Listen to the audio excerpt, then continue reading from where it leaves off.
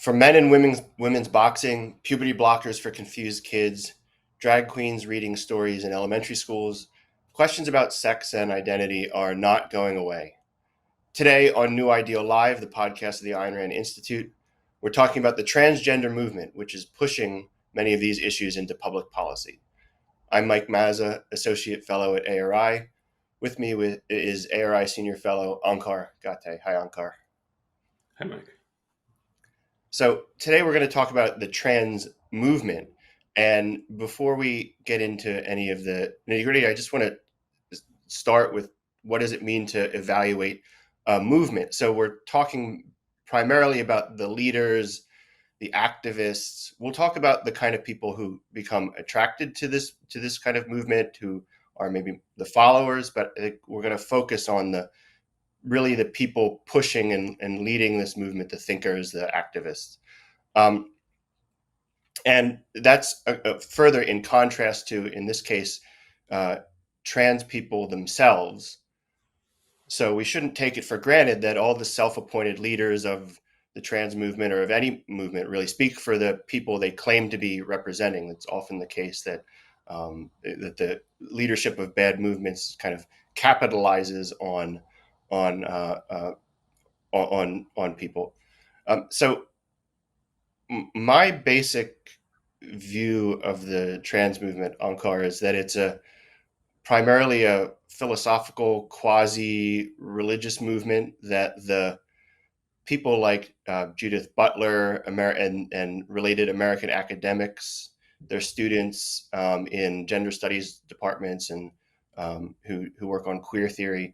This is really where the current incarnation of this concern and movement for so-called trans rights and acceptance comes from. We were talking the other day, and you had a lot to say about the kind of religious character of the movement. Do you want to start there? Sure. And connected to the point at the outset, this is about the movement. That's the focus today. We're talking about the trans movement, people pushing this. So both the Judith Butler, you can think of her as a thought leader in this realm, but then the activist pushing for changes in social customs and especially pushing for changes in the law. Mm-hmm. That's the focus. And of part of capturing that it's a religious movement, I think any time, so you put it, they're the self-appointed leaders. Anytime someone is setting themselves up as, I speak for everyone, not everyone in an organization that has a membership that people can join or a political party that people can vote for or not vote for, but it's just, I speak for all Blacks, or I speak for all transgender people, or I speak for all women. There's an element that is bypassing rational consent and rational agreement or disagreement, like as though there couldn't be women who were going to disagree with what this person's saying, who's supposedly speaking for all women, or there couldn't be Black people who are going to disagree and object, and strongly object, maybe to what some Black leader, I mean, here in the United States, there's all kinds of people who will stand up and say, I speak for all Blacks. And it's so disrespectful to those people that you're supposedly speaking for, who've never signed up, who've never joined your organization, so that you can think that you speak for them, is that you're bypassing their rational agreement, their own ideas. That's a kind of religious mentality, that you're substituting something for reason, for argument, for evidence. And that's why you can think, yeah, I speak for all these people. And if they don't agree, they're sort of deluded. They haven't got the real message, haven't seen the real vision. They haven't the divine inspiration, in effect. They don't have that. And if they had it, they would agree with me. So all that is bypassing thinking, reasoning, argument. So my antennas already go up anytime someone says that they speak for some group that there's no reason to think, one, that group's a monolith, that they all are going to have the same views and positions and values and so on. And then the kind of um, effrontery to think that, oh yeah, I speak for all of them.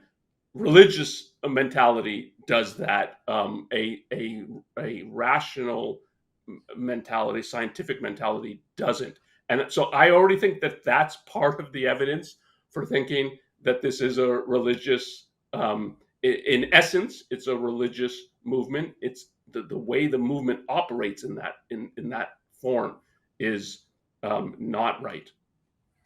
Yeah, the first thing that really struck me is indicating there's a religious character to it was, and it's hard to say when exactly this started, maybe let's say 10 years, the mid-teens, 2015, 2016, when there started being an insistence that um, what's going on with trans people is that it's a boy brain trapped in a girl body, that trans women are really women, that it's not anything, and that putting aside whether or not those claims are even true, I don't think they are, but that there's this, you just have to accept this, and you don't need to be explain this, and we can assert this trenchantly, and that'll people kind of make fun of the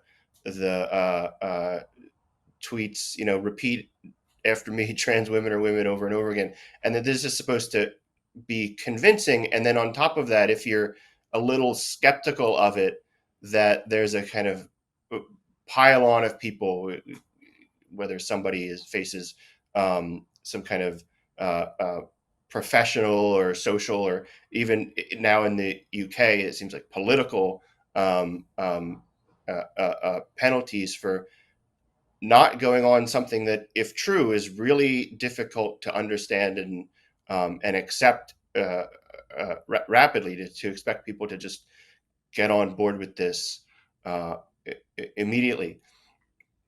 So, in as part of this movement that we're calling religious, quasi-religious, there are, and I just alluded to them a moment ago, kind of allied what I think of as medicalized claims about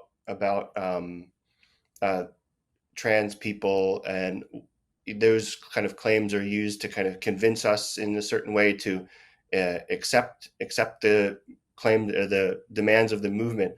And I wanted to talk a little bit about that kind of dimension of the trans movement. So there's the people like Judith Butler and the academics in these kind of theory departments, and then there's also people in psychiatry, psychology, now surgeons and gender clinics popping up all over the country and all over Europe, and there's a it's I think it's important context to note that the scientific interest in kind of gender dysphoria or gender nonconformity is almost a century old, if not a little longer.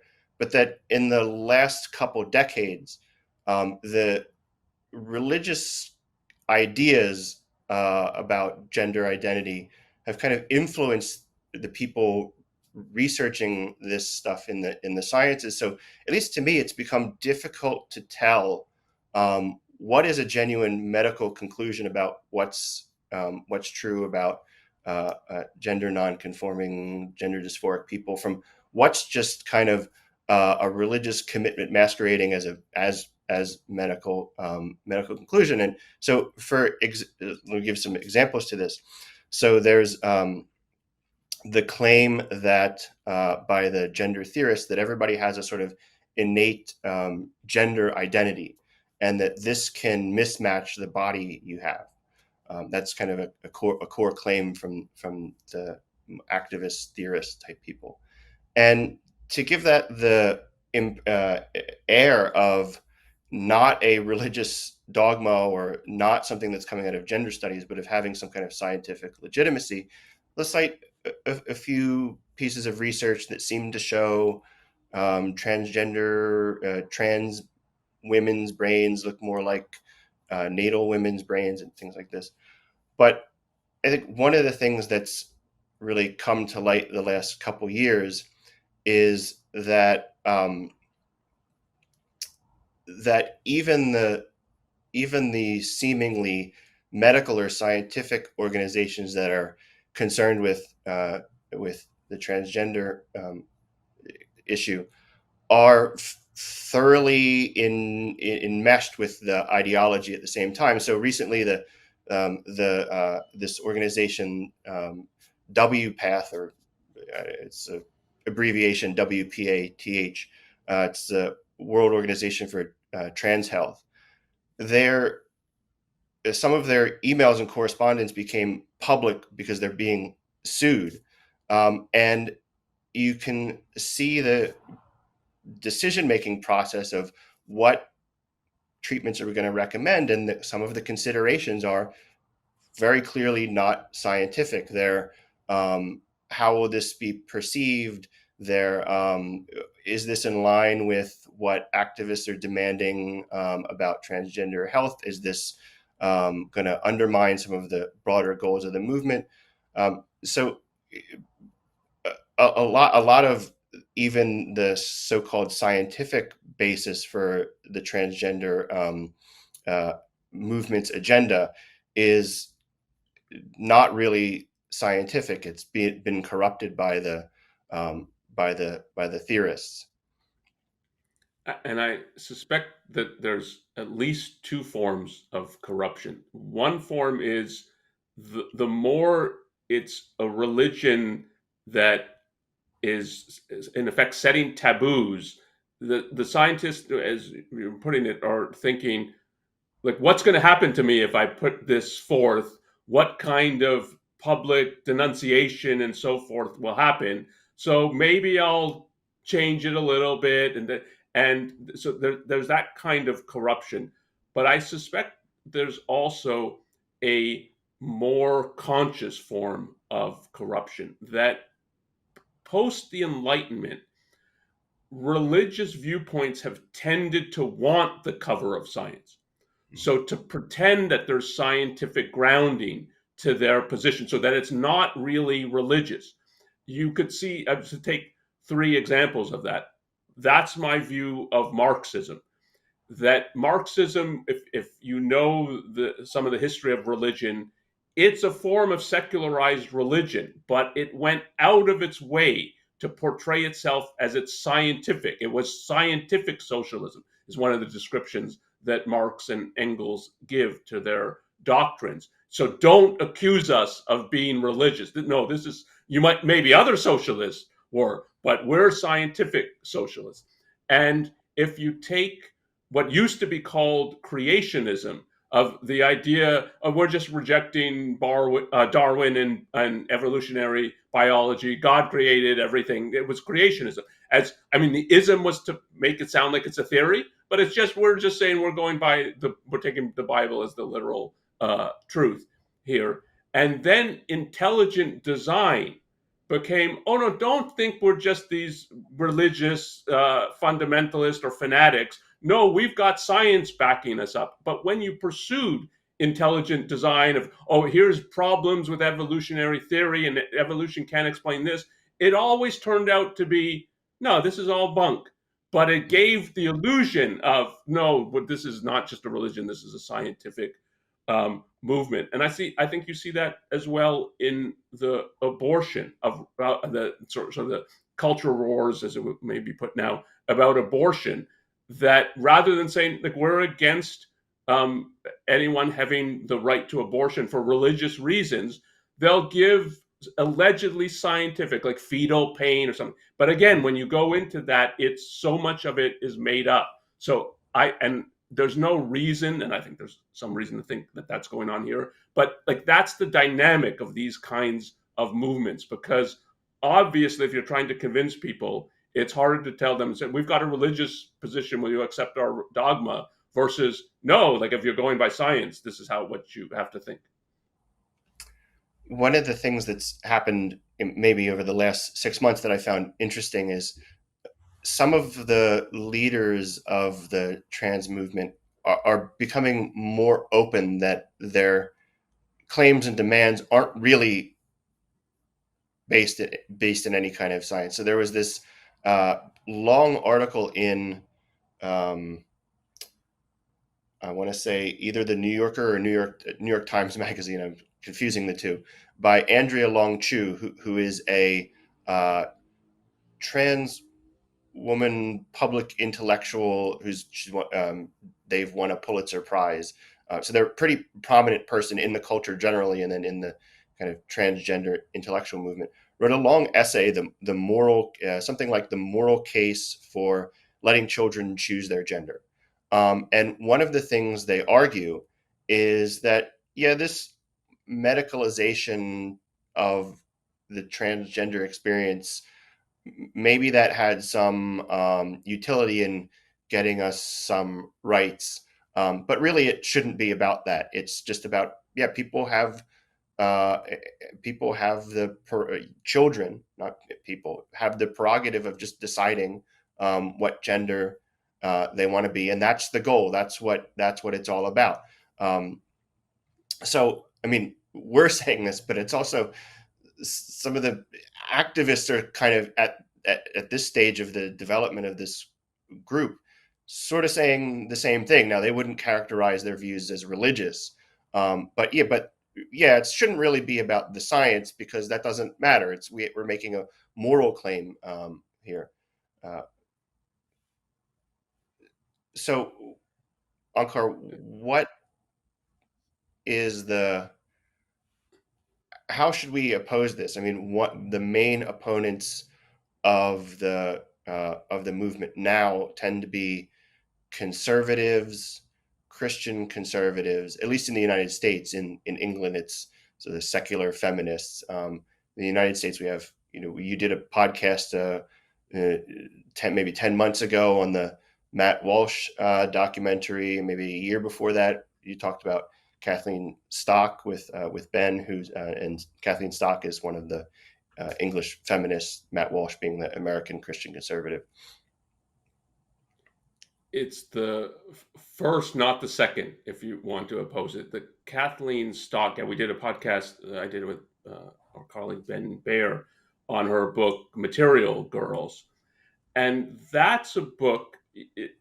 Not to say that one has to agree with everything in it, but it's a book trying to not trying presenting real arguments. I'm trying to think, like, these are the facts, this is how to analyze them, this is the evidence, these are some of the counter arguments, this is the position that I disagree with, but trying to present it as, this I think is what's going on in that position, this is how they're thinking, this is why they're conceptualizing things in the way that they are, this is what I think they mean by gender identity.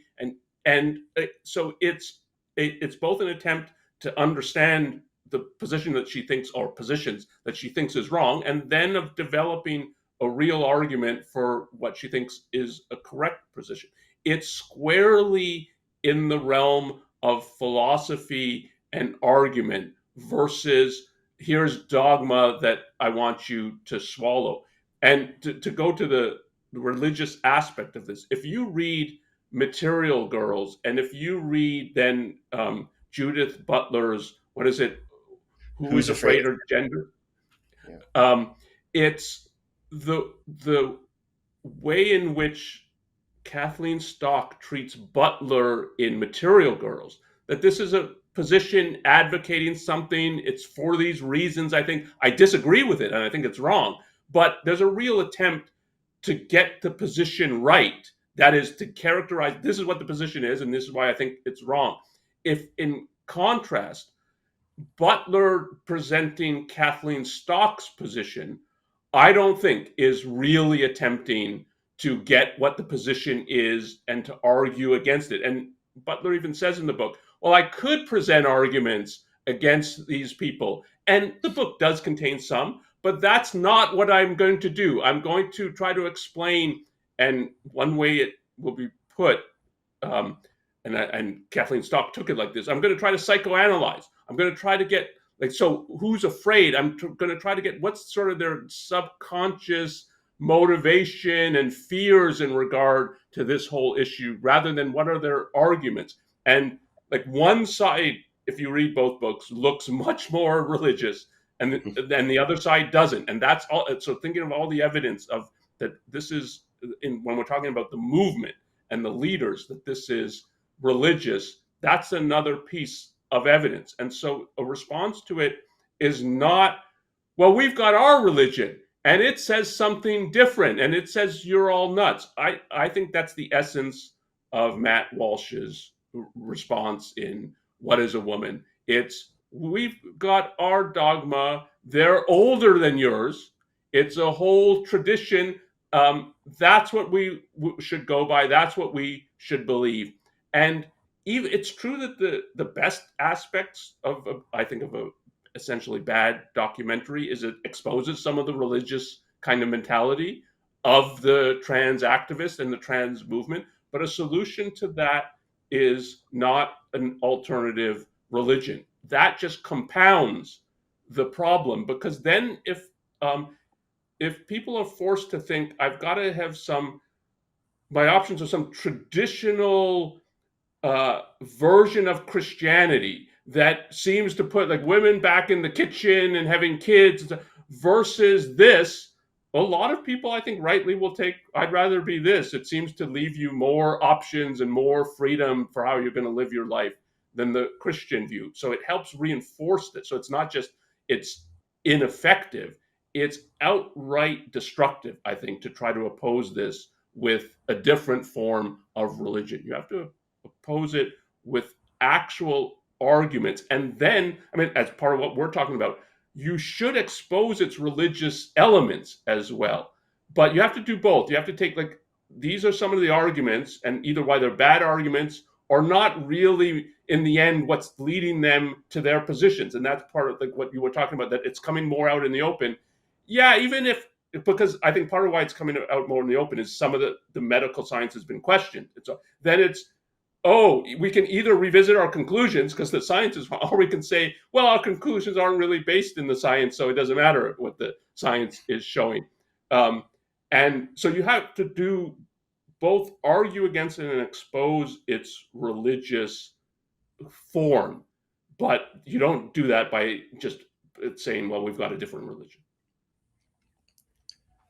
Yeah, the Butler position, you characterize it, or you and Kathleen Stock characterize it as kind of psychoanalyzing the, and there's a similar genre of let's call it theology, literal theology. I'm not going to give you an argument for God. I'm going to explain why atheists won't accept the Lord into their heart and why sin has pushed them away from the revealed truth. I think there's a interesting parallel there. But what I want to talk about next is, so you mentioned, and I have in my mind, like uh, a young person discovering their own sexuality, kind of faced with this alternative of, well, I'm getting from school and my peers the kind of anything goes, choose what gender you want to be, and versus the kind of Matt Walsh traditional conservative. Well, there's precisely one sex life you can have, one sex.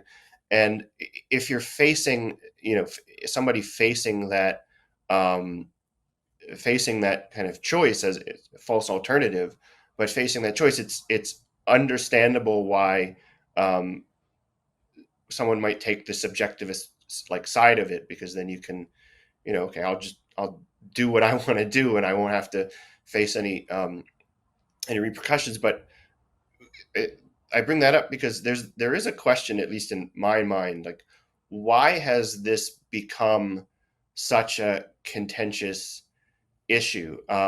It's used to be, well, there's people who are born male and live as women, and this is this strange thing not a lot of any of us think about or devote any time to think about. If you just think about 20 years ago, if you can, anybody old enough to remember that. I mean, when I learned what transgender was sometime in 2011, somewhere around there, 2010, when Chastity Bono became Chaz Bono. Like I had no idea there was this thing. I knew there was men who dressed as women. I didn't have any conception of it beyond that. And now all of a sudden, it's everybody's talking about it all the time. So why has this become this big issue? And I think part of it is, if you think about it, person grappling with their sexuality, sexual identity. I mean, you can put that as a young person, but it's certainly something that we all think about to some degree throughout our life. Like, what are my sexual preferences? What do I like? It's a kind of hits you at your core. You think there's something to that, Onkar? Yes, I think that's part of what is going on here, and it's you could see that kind of issue at least from the sexual revolution in the 60s.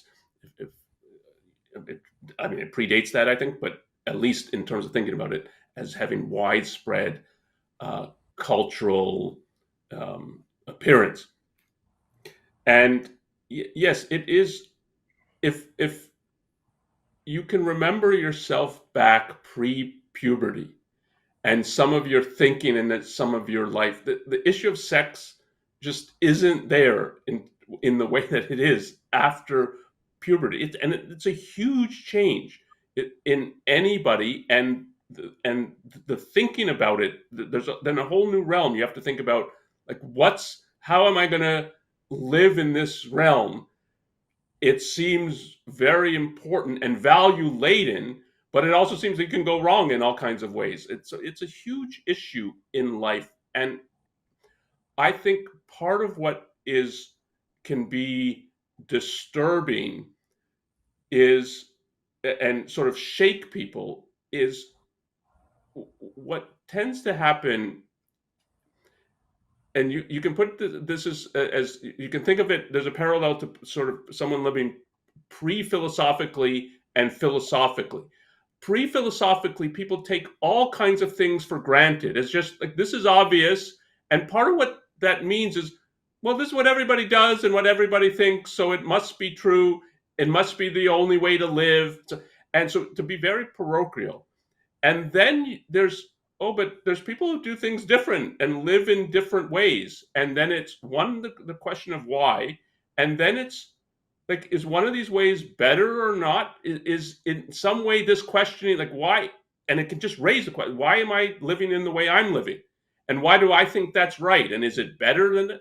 And for people who don't want to think about that, one of the responses is, no, that must be corrupt. That has to be stamped out, because then they won't be there present and kind of raising these questions. And I think, like, the link to philosophy, historically, philosophical questions arise when there's a lot of cultural interaction that wasn't there before. And I mean, you see this with the Greeks, that they're now interacting with Persians and Egyptians, and they live very differently. And it's like, is it all just an optional choice? In like, no way's better than others. And why do they do these? Like, they seem so strange. Why do they do it? But then there's a question: well, why do we do what we do? And don't, from the other side, don't we look strange to them? And then there's a question, like, how to think about this and what's right and why. What are my choices and decisions really based on?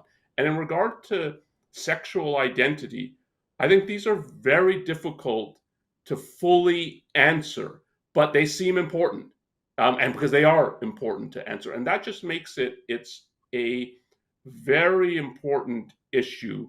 And so I don't think it should be surprising that culturally, when there's disagreement, but just questions being raised, that you're in an environment that is in some ways disconcerting. Mm. And then, and then if a religion's going to try to step in and say, this is how you have to answer these, that's incredibly corrupt. And the parallel with philosophy, it's like what happened in Greece is then all kinds of thinkers asking these questions, giving very different answers to them, debating about what are the right answers, how to think about this. If a religion had stepped in, it would have been the end of the West. If the religion was, we answer these questions by dogma, and that's part of why I'm so opposed to this movement, because these are important issues not to be answered by dogma. Yeah, so good. That's interesting. Now, the other element of this, and why it's become such a contentious issue, there's this religious movement pushing it, which is meeting opposition against, at least in the United States, another religious movement.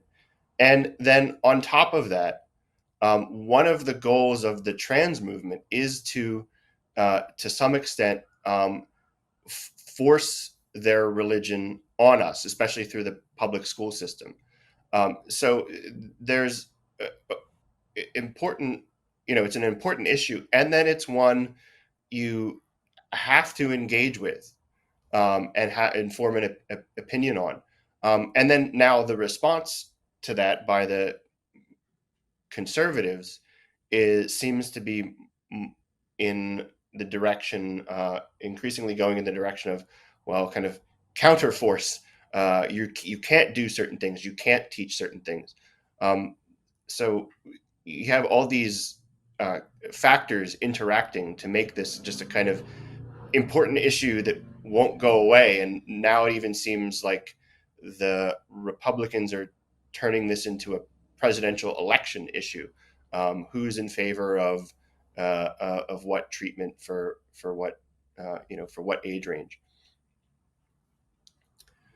And in terms of the conceptualization here, some people will describe it in this way of what you're emphasizing here as the issues politicized. That's one aspect of it. And Kathleen Stock will put it like this, for instance. I've seen her, at least if I'm memory serving right, that the issues politicized. I think she says that in Material Girls as well. It's That's used as a catch-all for two things that need to be distinguished. So, as you're saying, there's a connection between them. One is a tribal, dogmatic, religious mentality. That's the more fundamental, I think, and that's what she's. I think early in the book she says, "I didn't go or didn't become a philosopher to go to church," and that's an element that it is that. Yeah, this is just dogma, and when you talk to some of these activists and sort of people really pushing this, who tell you you've got the wrong views, you're a heretic, or their term will be transphobic, which is that is a religious smear in the end. We can talk about that, but just that is you're not spouting the right dogma. To say it's become politicized, what that really means, because there is a meaning to say this issue has become politicized. It means there's now the introduction of force on an issue that should not be an issue of force. Of what your sexuality is, sexual orientation, so is not an issue for the government to be concerned with, but trying to enforce one particular view or another. And but the more it is, an issue of force, then the people rightly feel that like either they're going to force their viewpoint on me, or like what's the alternative? I guess I have to force my viewpoint on them. That's what it means that it's politicized. And yes, on all kinds of issues, including the fact that healthcare is politicized, which means all of healthcare is basically controlled by government. In the US, you have to understand that they control the insurance companies. So you might think that I get health insurance through my employer, that's private and so on. But the government controls all of that. And so it becomes an issue of force when it shouldn't be.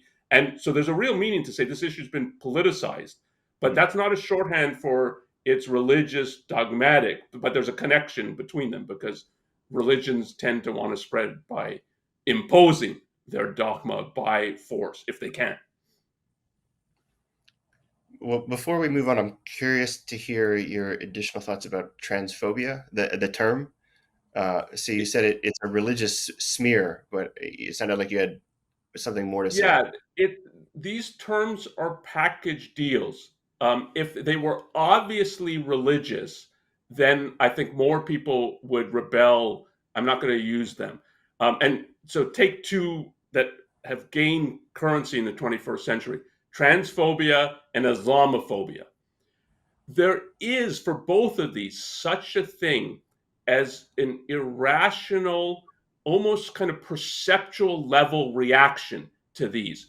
Um, that it's ooh kind of thing, and you can think of that like it's like a person seen a spider and they can't take spiders, and it's for Islam, it can be it's just look, they wear funny clothes, and really they have to do it, pray 5 times a day. Praying once at night at the side of your bed, okay, that's no, but pray, and you have to orient a certain way when you like, that's weird. And a person can just have sort of a reaction that is irrational and perceptual, and just that doesn't look like what we do when we submit to religion. So, and like I experienced this, my half of side of my family is from India, and a lot of them wear the dot. I don't even know what it is. I don't have that much interest in my traditions, but it was noticeable when they came to Canada that people would think like, that's really weird. People will be having crosses around their necks and so on. That's perfectly normal. But a dot on your forehead, and that's a kind of perceptual level. And you can, if you really then like, I don't want these people, I don't want to deal with them. That's like a really irrational reaction. And then you would put it in the category, that's like a reaction to spiders, even though you shouldn't be afraid, and most aren't poisonous and so on, won't bite you. But you can, and this is like crystal clear in regard to Islamophobia, there's legitimate criticism of the doctrines, adherents, and practitioners of Islam. And what Islamophobia does is puts those two into the same category, that any criticism has to be criticism like, oh, you can't deal with spiders, so that, and that's just false. But it's deliberate. That's why it's a smear of if you smear Sam Harris as Islamophobic, like he's just got this weird reaction to Islam, that's a smear of his position. And it's a deliberate, like it's to make people think any opposition has to be irrational. And transphobia of putting Kathleen Stock as she's transphobic is, again, any opposition has to be irrational. And even if she writes a book arguing for her position, taking seriously other positions, no, it's totally irrational. Like you've just got some weird fear of spiders, and so again, when people use that as a smear, it's indicative of a religious mentality. They don't want to argue, and that a religion in the end doesn't want to argue for its position. Yeah, so far we've given a number of reasons to think of this movement as a religious movement. I want to turn towards um, evaluating it a little more specifically. Like, what's our judgment of the movement? What do we think of it as its actual, as opposed to stated goals? And then what do we think about that? So that part of the way I arrived at my evaluation of them is um, I took them, like, if you ask the trans movement, the trans act, what are you concerned with? Well, we're trying to get a certain degree of social and political acceptance of people who do not conform to traditional gender roles, and that might include um, radically altering their bodies and their social presentation. We're concerned with the well-being of people who do that. We're making a claim that they're not doing this on a lark. They're transitioning their gender for, in some cases, life and death reasons. And I've come to think that that's, at least at the a level of the leaders and the activists, that's not really what they care about. And the reason I think that is the way, and this is related to why to think of these people as having a religious dogma. Um, the way they've re- reacted to the scientific and medical criticisms of what they're doing. So there's two major claims that come up over and over again related to trans rights. So the one is that children who are gender nonconforming, who think of themselves as, um, a boy trapped in a girl's body or vice versa, if they don't go through a certain kind of transition, they're far more likely to commit suicide. And we've been mentioning Kathleen Stock's book. She gives some reasons to think that that's not true.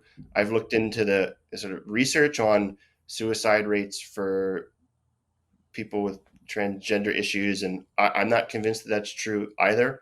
But the point I'm making in bringing that up is it doesn't really seem like the uh, activists and leadership of the trans movement really cares whether those claims are true either. So there's the research on this has poor controls. It's not it doesn't take into account um, uh, comorbidities of mental health comorbidities.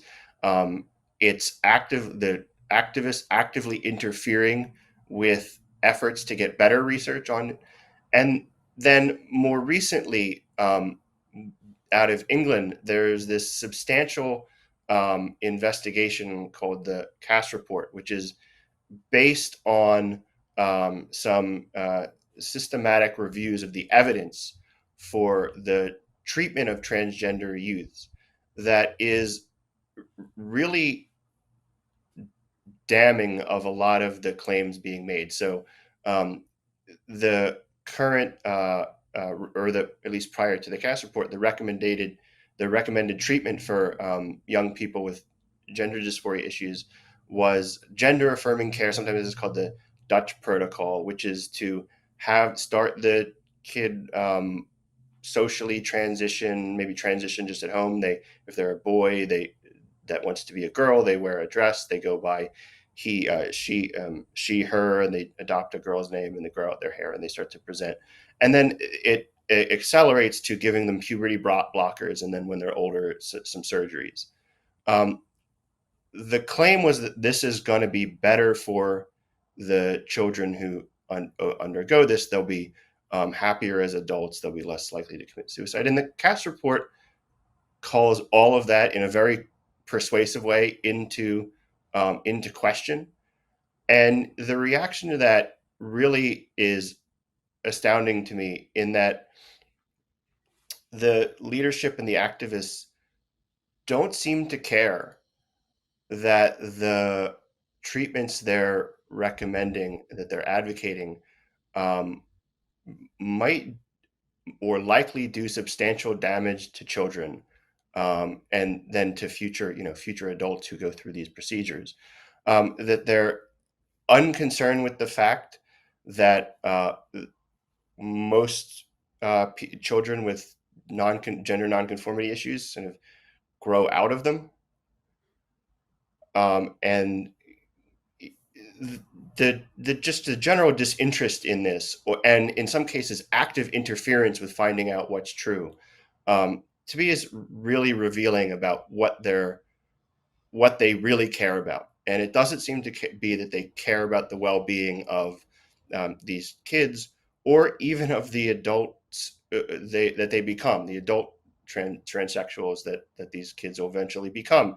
Because one of the side effects of these puberty blocker treatments is that the sex organs don't develop, so it's harder for them to physiologically transition when they'd otherwise be able to.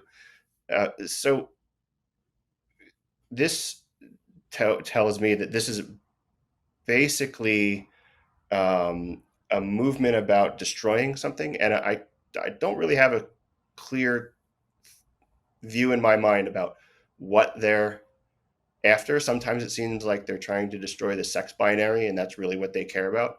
Other times it seems it's more targeted towards women and femininity. Onkar, it looks like you want to jump in here.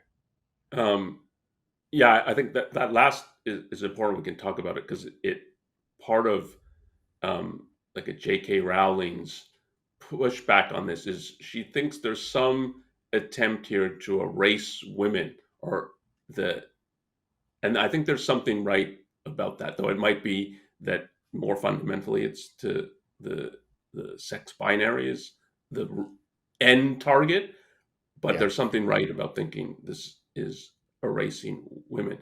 Um, but going but to of what you were talking about before about the uninterest sort of indifference to the um, medical research and medical findings, and of thinking this is a new area that it needs a lot of research. Things are going to change. So the idea that this is all settled already is crazy. So yeah, you should be actively interested, not just it's some finding, so now we have to take that into account in what we're advocating. You should be actively interested if you're supposedly an advocate for these people of what the science actually is and what they're finding, and that there's been good research being done. So it's yeah, there should be active interest in this.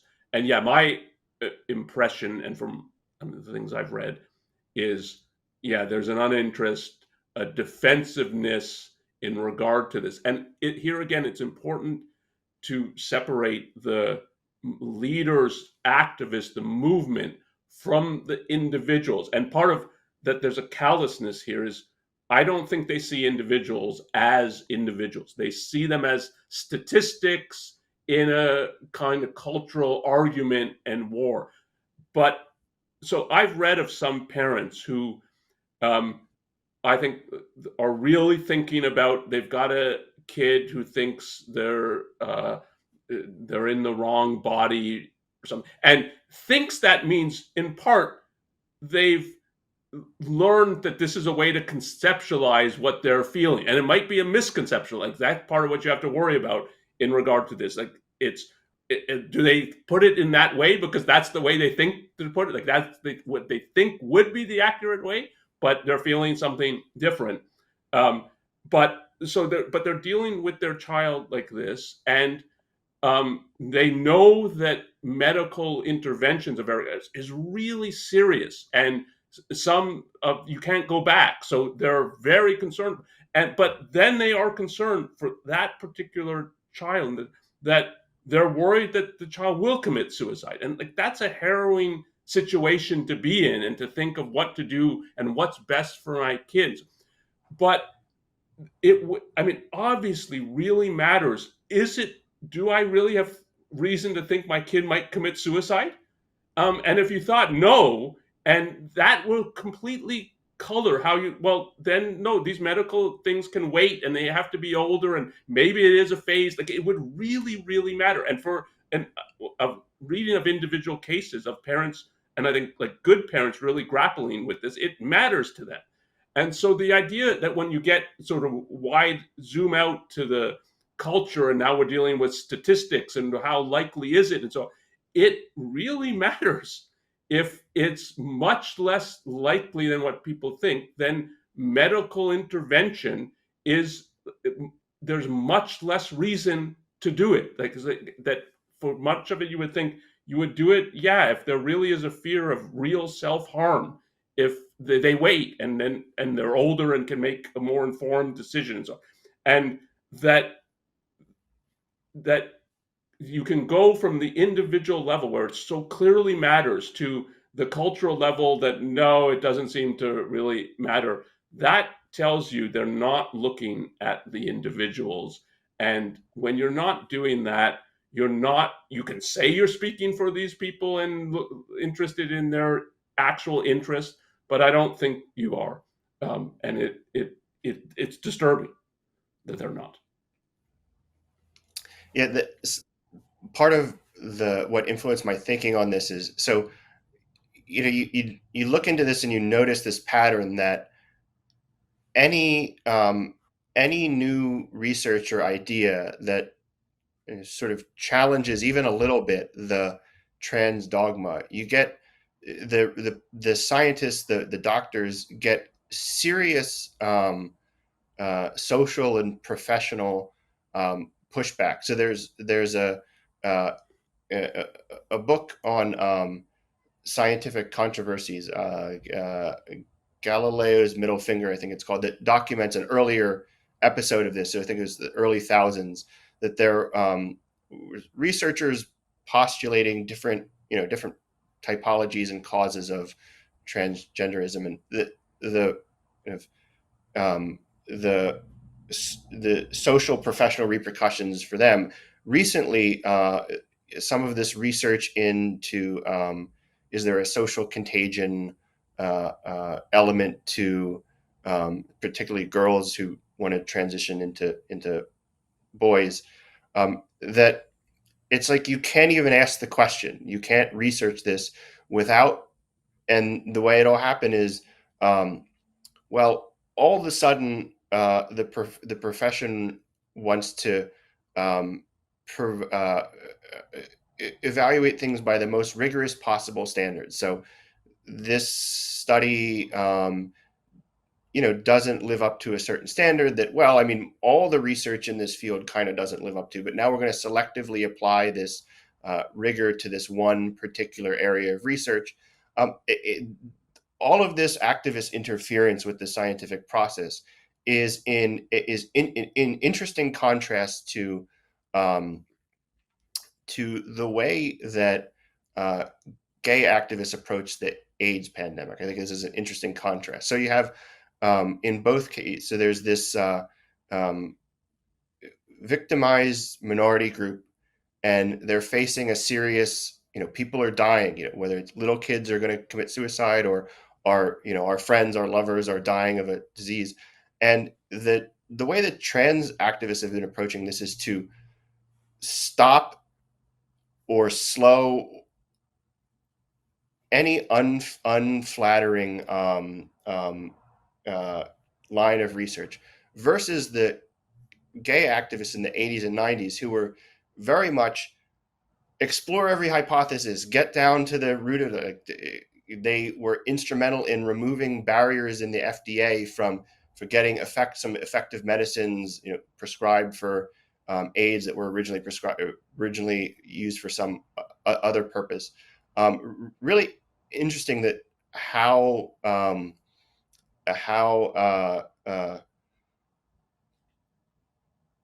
supportive they were to the real scientific process, versus what the trans activists are doing. That's, I mean, again, I think that's really revealing of what's at play with the trans movement versus other um, movements for the rights of minority groups. Yeah, I think that's an important comparison and contrast.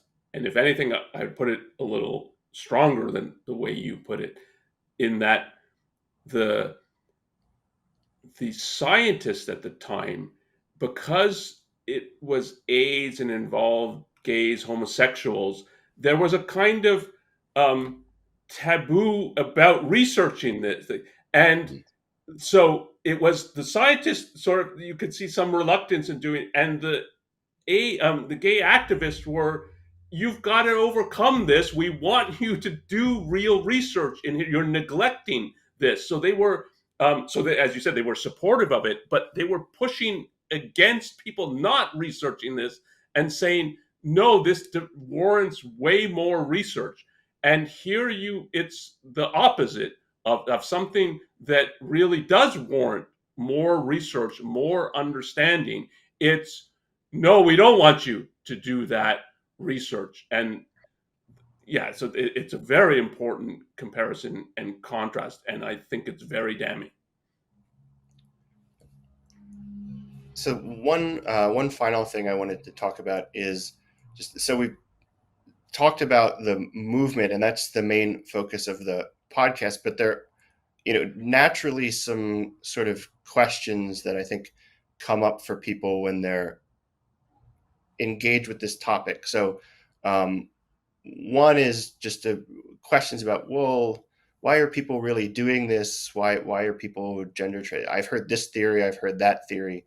And one of the things I wanted to just bring up is that there's a lot of, and part of the reason this is happening is because of this activist religious interference with science. There's a lot of what I think of as pretense to knowledge about transgender people and gender nonconforming people, that children and what treatments to, like, there are proponents who will say, well, we know why people are trans. It's that there's, trans people have brains that are more like the sex they identify with. Like I was saying earlier, I don't think that's true. I don't think there's any evidence of that. There's a kind of pretense to some, but in the opposite direction, you'll have opponents of the transgender movement say, well, I know what's up with these people. It's a fetish, or they're all, or most of them are just gay and not comfortable with it. Or I don't think anybody really has knowledge in this domain. I don't know whether you agree with this, Onkar, but I think maybe some people, like researchers at the cutting edge, have figured something out. But that the idea that the commentators, the average person, like, really knows anything about why people are don't conform with, the kind of stereotypical male or female behavior, why people are even why people are gay or straight or have the kinks or fetishes, that I don't think anybody knows any of this. And it's going to make it harder to figure it out the more that there's that the scientific research program is interfered with by two different religious groups. I think we'll never figure it out. Yes, I agree with that, and particularly when one broadens it to sexuality and general sexual orientation, the idea that like that's settled knowledge and now we have to figure out trans or something, that's not close to the truth.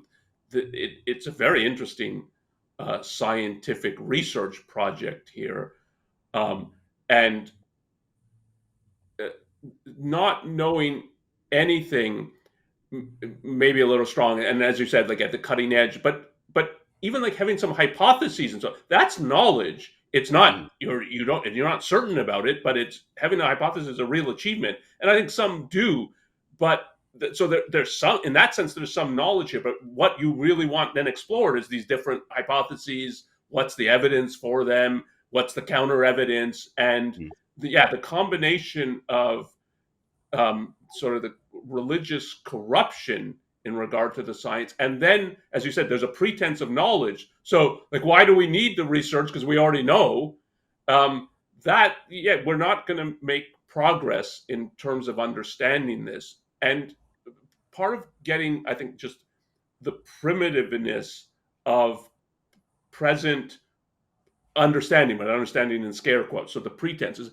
If for these kinds of things, if your default is there's one cause, there's one cause for why people are have the sexual orientation they do, for why they're gay or why they're lesbian. There's one cause, even for the straight people, of that they have these predilections in regard to their sexual preferences, and then there's one cause for transgender. So the what we know about biology and its complexity, and then if you put it biology and psychology, and to think of it, I view it like in medicine. If it's somebody has a fever and there's one cause for that, that's that. Like if you're at that level of thinking, you don't have knowledge, because that's obviously not how the complexity. You're reflective of the complexity of the phenomenon, and yet that's people. We think there's a gay gene. Now then, it's there's not a gay gene.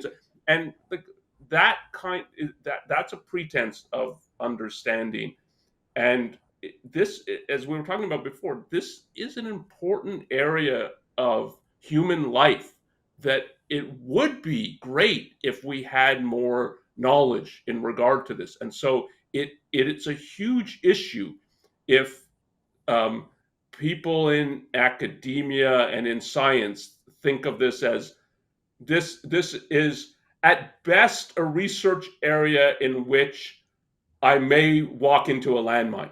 And then it's like I've got different interests. So if I'm choosing between, I'm going somewhere else where there's not at least the potential that I'm going to walk on a landmine, and that's I mean that's tragic in terms of human knowledge.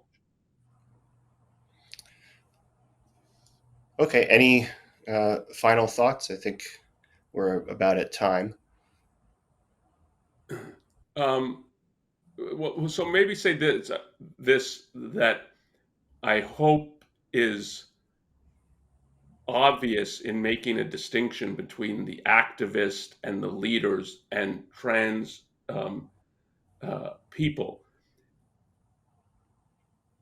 There's no claim, and indeed, I mean, my view is completely the opposite of this, that they don't face prejudice, discrimination, bullying, and outright like physical attacks and so on. That I mean, just as it happened before homosexuality was more accepted, I mean, so it was less accepted than it is now. That it was much more prevalent and it's a real and serious issue. But you can be concerned about that and not be on the side of the leaders and the activists. And this is in part of the But debate, but also part of what I find dishonest and in the end religious. To portray someone either like a J.K. Rowling or a Kathleen Stock as they don't care about that. They don't care about people being bullied, harassed, and so on, because they have the position that they have in regard to um, issues that are by far from obvious. That like if you that's a smear against them, and their right to say one can simultaneously oppose the trans activists and the movement and care deeply about these people should not be harassed, bullied, and viewed as some degenerates. mm, yeah, I agree. Okay, well, thanks for talking to me about this. I found it enlightening, interesting. And if you in the audience enjoyed this podcast, please subscribe to our YouTube channel. Click the like button on this video and share it. That'll help us reach a wider audience. And if you, of course, if you're watching on a platform other than YouTube, do the same. Do the same there. If you have questions or comments about today's episode, if you have suggestions for future episodes, please send us an email at newideal@aynrand.org. We read all of your emails and reply to many. Thanks, Onkar.